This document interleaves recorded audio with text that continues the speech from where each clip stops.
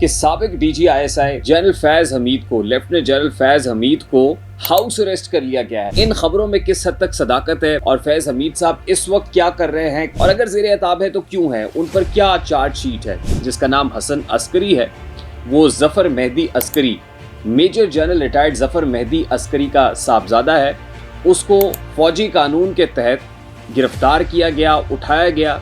उसका field court martial हुआ कि हसन अस्करी ने एक ख़त लिखा था और वो ख़त जनरल बाजवा को लिखने के बाद जो कोर कमांडर्स हैं उनको भी उसकी कॉपी भेजी थी। चीफ जस्टिस ऑफ पाकिस्तान को भी उस ख़त की कॉपी भेजी थी। अस्सलाम वालेकुम मेरे सादा से पाकिस्तानियों, मेरा नाम रेहान तारिक है और आप मेरा यूट्यूब चैनल और फेसबुक पेज देख रहे हैं। कल से ये खबरें गर्दिश कर रही हैं कि साबिक DG ISI general Faiz Hamid को, लेफ्टिनेंट जनरल फैज हमीद को हाउस अरेस्ट कर लिया गया है। General Faiz Hamid house arrest है, नज़रबंद हैं, उनको गिरफ्तार किया जाएगा, फिर उनका जो कोर्ट मार्शल है वो किया जाएगा, मुकदमा फौजी अदालत में चलेगा।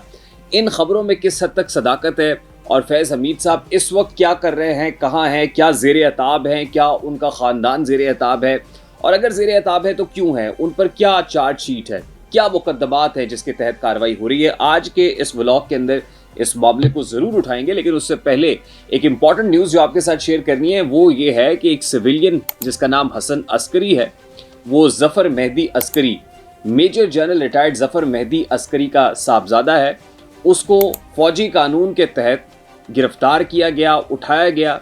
उसका फील्ड कोर्ट मार्शल हुआ, यानी एक सिविलियन का कोर्ट मार्शल हुआ, फौजी अदालत के अंदर ट्रायल हुआ। वो अपने वकील के थ्रू उसने जो है वो अपना केस कंटेस्ट किया और फिर आपको पता है कि फौजी अदालतों के अंदर जो जजेस होते हैं वो भी फौजी होते हैं, वो सर्विंग ब्रिगेडियर्स या कर्नल्स होते हैं जो बैठे हुए होते हैं और वो फैसला सुनाते हैं।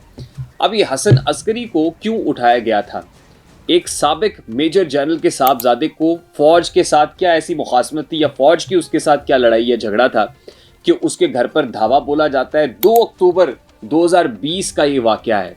उसके वालिद जो मेजर जनरल रिटायर्ड है वो ये बताते हैं कि सुबह 6 बजे दरवाजे पे ऐसी दस्तक होती है कि जैसे दरवाज़ा तोड़ा जा रहा है। वो अचानक हड़बड़ा कर नींद से उठ जाते हैं और देखते हैं कि उनके साहबजादे को कोई 10-12 गाड़ियों के अंदर लोग आते हैं और जितनी देर में उनको समझ आती है कि हुआ क्या है उतनी देर में उनके साहबजादे को उठाकर ले जा चुके होते हैं। उसके बाद पता लगाने की कोशिश की जाती है कि साहबजादा गया कहाँ है, कि कौन लोग थे, कहाँ से आए थे, किस मुकदमे के तहत गिरफ्तार किया गया। तो वो कहते हैं कि शाम में एक FIR और चलान जो है वो हमारे घर पहुंच जाता है और पता चलता है कि इस्लामाबाद के एक थाने के अंदर मुकदमे का इंदराज हुआ है। उसके बाद वो पता लगाने की कोशिश करते हैं तो पता चलता है कि फ़ौजियों ने उठाया है। वो कहते हैं कि बतौर साबिक मेजर जनरल रिटायर्ड मुझे रिलीफ तो इस मामले में नहीं मिला, लेकिन इतना रिलीफ ज़रूर मिला कि मैं जो फ़ौजी अफसरान हैं उनके साथ जाके मुलाकात कर लेता था, लेकिन जब जिसके साथ मुलाकात होती थी वो अपने आप को इस केस से दूर रखने की कोशिश करता था। जब पता लगाया गया तो मालूम ये पड़ा कि हसन अस्करी ने एक ख़त लिखा था और वो ख़त जनरल बाजवा को लिखने के बाद जो कोर कमांडर्स हैं उनको भी उसकी कॉपी भेजी थी। चीफ जस्टिस ऑफ पाकिस्तान को भी उस ख़त की कॉपी भेजी थी।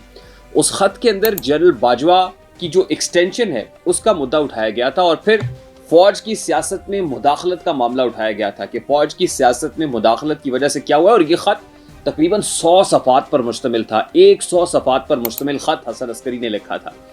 और जब मालूम पड़ा, उसकी बहन ज़ारा ये बताती हैं कि जब हमने इस मामले को प्रॉब किया तो पता चला कि ख़तो किताबत का ये सिलसिला ये कोई पहली बार नहीं हुआ था, बल्कि 2017 से हसन अस्करी, उनका भाई, फ़ौज को ख़त लिख रहा था और उसकी बहुत गहरी नज़र थी इस सारे मामले पर। क्या हुआ कि एक ऐसा लड़का जो कंप्यूटर इंजीनियर था जिसने अमेरिका से तालीम हासिल की, पाकिस्तान वापस आया। बहन उसकी बताती है कि उसके दिल में पाकिस्तान के लिए मोहब्बत बहुत ज़्यादा थी। वो सोशल एक्टिविटीज़ भी करना चाहता था। वो एक NGO भी पाकिस्तान में रजिस्टर करके फलाई काम भी करना चाहता था। फिर उसके बाद वो और उसका भाई ऑस्ट्रेलिया चले गए। ऑस्ट्रेलिया में मुकीम हुए। वालदा को बीमारी आर्जा लाहक हुआ तो वापस वालदा की खिदमत के लिए आ गए। फिर 2017 के अंदर ये सिलसिला शुरू हुआ कि जिसमें ख़त लिखे गए और उन ख़तों के ऊपर इससे पहले भी हसन अस्करी को GHQ में बुलाया गया था, पूछगछ की गई थी, उसको वार्न किया गया था। रिपीटेड वार्निंग्स के बावजूद ये सिलसिला नहीं रुका तो अल्टीमेटली फिर घर पर धावा बोला गया और लोग उठाकर ले गए। वो फौजी अदालत जहां पर उनका वकील पेश हुआ, इस मुकदमे को कंटेस्ट किया गया, वहां पर 5 साल की कैद तन्हाई, कैद बामुशक्कत सुनाई गई थी। अब वो 5 साल की कैद थी, यानी 2020 के अंदर ये मामला होता है, 2 अक्टूबर 2020 में। 2025 के अंदर स्केड्यूल था कि एक रिलीज होगी, लेकिन 3 साल के बाद बिलाखिर वो रिहा होके घर पहुंच गया है। तो गुज़श्ता रोज़ ये इंपॉर्टेंट खबर आई, और 2 अक्टूबर 2020 के अंदर अगर ये मामला हुआ तो आपको पता होना चाहिए कि 2020 में पाकिस्तान तहरीक इंसाफ की हुकूमत थी और मुल्क के वज़ीर आज़म इमरान खान साहब थे। तो इमरान खान साहब की वजारत उज़्मा के अंदर ये सब कुछ हुआ, उनके गो हेड के साथ हुआ। उन्होंने एक गो हेड दिया, ग्रीन सिग्नल दिया कि एक सिविलियन को उठा के फौजी अदालत के अंदर ले जाया जाए, उसका कोर्ट मार्शल किया जाए, और फौज को खुली छुट्टी दी गई कि आप जो करना चाहते हैं सिविलियन के साथ कर लें। तो कैसा मकाफात अमल है कि आज वही इमरान खान जो सिविलियंस की फौजी अदालतों में मुकदमा चलाने पर हर्जा सराई कर रहा है, तनकीद कर रहा है, इसे ह्यूमन राइट्स वायलेशन का नाम दे रहा है, तो आज उसी इमरान खान को अपना ट्रायल, अपना केस फौजी अदालत के अंदर कंटेस्ट करना पड़ेगा। और फिर वज़ीर कानून भी ये कह रहे हैं कि जो फौजी अदालतों के अंदर मामलात हैं वो आलमी कवानीन के तहत ही चलाएंगे। तो इसका मतलब ये है कि आज की हुकूमत भी उसी नक्शे कदम पर चलने के लिए है। आज की हुकूमत भी पार्लियामान से करारदादें मंजूर करा रही है, और अल्टीमेटली अब जो मामला पहले दूसरी तरफ था, आज वो इस तरफ आके खड़ा हो गया है। तो इमरान खान साहब को भी करीब है कि वो बर्दाश्त करना पड़ेगा। अब जहाँ फौजी अदालतों की बात हो रही है, वहीं इंपॉर्टेंट केसेस जहाँ इमरान खान के, उनके हवारियों के हैं, वहीं कुछ जो यूट्यूबर्स हैं और ब्लॉगर्स हैं उनके भी हैं। गुज़श्ता रोज़ आदिल राजा को बरतानवी पुलिस, स्कॉटलैंड यार्ड पुलिस ने गिरफ्तार किया था। स्कॉटलैंड यार्ड पुलिस का एंटी टेररिस्ट विंग बताया जा रहा है कि एंटी टेररिस्ट एक्ट के तहत आदिल राजा डिटेन किया गया। 8 घंटे तक पुलिस की हिरासत में रहा, और 8 घंटे पुलिस ने खासी पूछगछ की। उसमें लैपटॉप और मोबाइल फ़ोन, मुतादिद चीज़ें जो उसके कमरे से बरामद हुई थी वो भी ले गए, और साथ में एक और पाकिस्तानी उसको भी गिरफ्तार किया गया जो उसका साथी था। आदिल राजा को 8 घंटे के बाद, पूछगछ के बाद रिलीज़ किया गया, जिसके बाद एक ट्वीट आती है, और उस ट्वीट के अंदर आदिल राजा जो है वो एक बार फिर इस अज़्म का इजहार तो करता है कि वो फाशिस्ट रजीम के अगेंस्ट का बोलता रहेगा, लेकिन साथ साथ उसमें कुछ ऐसा मालूम भी होता है उस टोन और टेनर के साथ कि जिसमें लगता है कि कुछ सॉफ्टवेयर अपडेट है। और फिर बताया जा रहा है कि ये डिप्लोमेटिक इंगेजमेंट्स का नतीजा था, यानी पाकिस्तानी सफारत खाने ने इसमें बहुत बड़ा रोल प्ले किया, और फिर एक फौजी अफसर ने भी आदिल राजा के खिलाफ कानूनी चाराजोई कर रखी थी। तो अल्टीमेटली बताया ये जा रहा है कि उसके जो लैपटॉप और मोबाइल फ़ोन्स हैं वो अभी तक पुलिस की कस्टडी में है।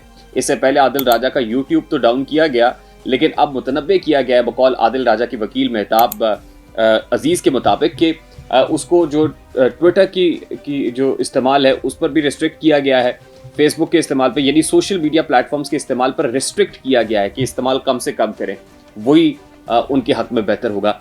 तो आदिल राजा की गिरफ्तारी के साथ ही जो और चंद लोग हैं, जिसमें साबिर शाकिर हैं, जिसमें मोहित पीरज़ादा हैं, फिर इससे पहले हमने देखा कि आफ्ताब इकबाल तो अपना घर बार छोड़ के बैरून मुल्क चले गए हैं, और इनकलाब जो है वहाँ पर अयाशी करता हुआ दिखाई देता है।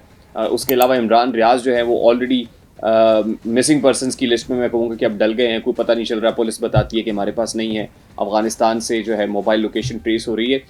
तो इस वक्त ये तमाम तर लोग ज़ेर एताब तो हैं, लेकिन साथ ही एक सवाल और उठ रहा है कि इमरान खान का वो सहूलतकार जिसने इमरान खान को इक़्तिदार में लाने के लिए बड़े पापड़ बेले, बड़ी कोशिश की, और वही शख्स जो जाके जस्टिस शौकत सिद्दीकी को ये बताता था कि हमारी 2 साल की मेहनत है जज साहब, 2 साल की मेहनत बर्बाद हो जाएगी अगर नवाज शरीफ और मरीम नवाज को आपने छोड़ दिया तो। उसका नाम जनरल फैज़ हमीद है। वो उस वक्त का, जिस वक्त वो शौकत सिद्दीकी के पास गया था तो उस वक्त DGC था, फिर वो DGC इमरान खान दौर में DG ISI बनाया गया। वही DG ISI जिसने इसकी जो पाकिस्तान तहरीक इंसाफ की क्यारियाँ उसमें बहुत सारे फूल बूटे लगाए थे, और वही है कि जो पानी देता था, इनको बड़ा करता था, इनकी परवरिश कर रहा था, वही DG ISI जिसके बारे में मरीम नवाज साहिबा ने अपनी तकरीरों के अंदर भी बात की। और मरीम नवाज साहिबा ने जिस वक्त वो सिटिंग DG ISI था उस वक्त इस्लामाबाद हाई कोर्ट के अंदर जाके DG ISI के खिलाफ एक शिकायत भी दर्ज कराई थी, एक कंप्लेंट भी रजिस्टर कराई थी, और फिर अपने इंटरव्यूज़ के अंदर पाकिस्तान मुस्लिम लीग नून और बिलखुसूस मरीम नवाज फैज़ हमीद के कोर्ट मार्शल की बातें भी कर रही हैं। अब फैज़ हमीद की नज़रबंदी, यानी जब ये कार्रवाइयाँ हो रही हैं इमरान खान उनके सहूलतकारों के अगेंस्ट, तो जनरल फैज़ हमीद से मुताल्लिक भी कल खासी रूमर्स ऐसी थी कि उसको नज़रबंद कर दिया गया है, हाउस अरेस्ट है।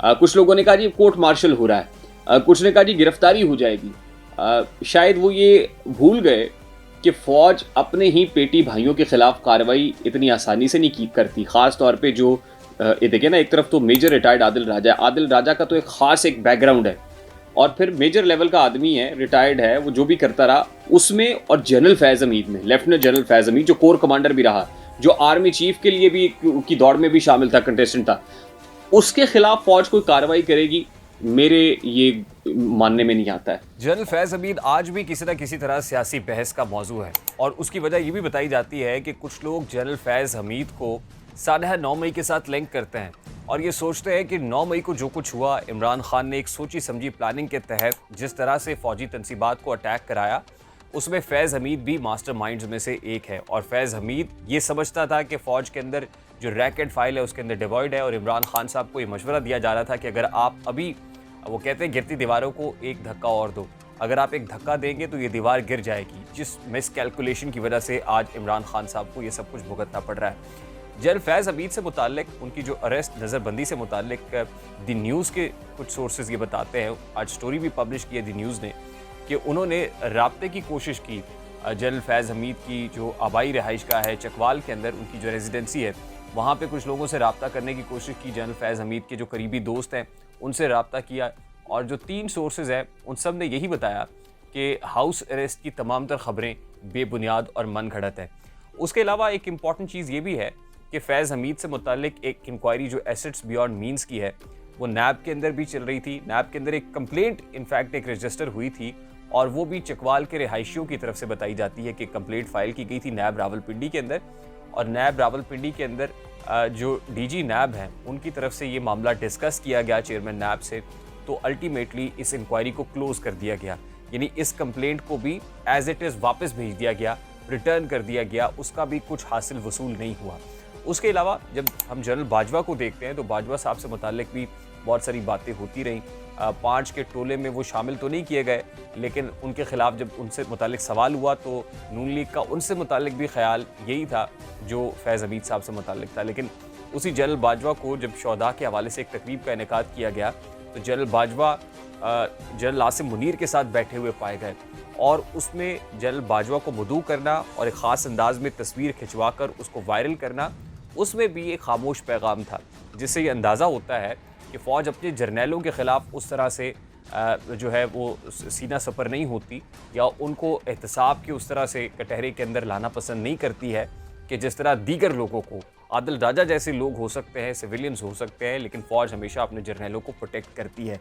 तो इन तमाम तर चीज़ों को कनेक्ट करते ये इस्टेब्लिश किया जा सकता है कि जनरल फैज़ हमीद के अगेंस्ट भी अभी हाल में या मुस्तकबिल करीब में कोई ऐसी कार्रवाई इनिशिएट होती हुई दिखाई नहीं दे रही। और हम भी देख रहे हैं, आप भी देख रहे हैं, आने वाले दिनों में क्या बहुत से लोग ये सोच रहे हैं कि फैज़ हमीद को गिरफ्तार किया जाएगा या कोर्ट मार्शल होगा।